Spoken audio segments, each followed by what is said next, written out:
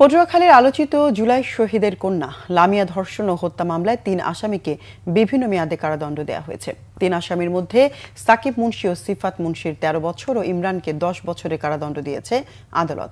সকালে পটুয়াখালী নারী ও শিশু নির্যাতন দমন ট্রাইব্যুনালের বিচারক নীলুফার শিরিন এ রায় ঘোষণা করেন। দণ্ডপ্রাপ্তরা ঘটনার সময় অপ্রাপ্তবয়স্ক থাকায় শিশু আদালত আইনের আওতায় তাদের সর্বোচ্চ সাজা প্রদান করা হয়।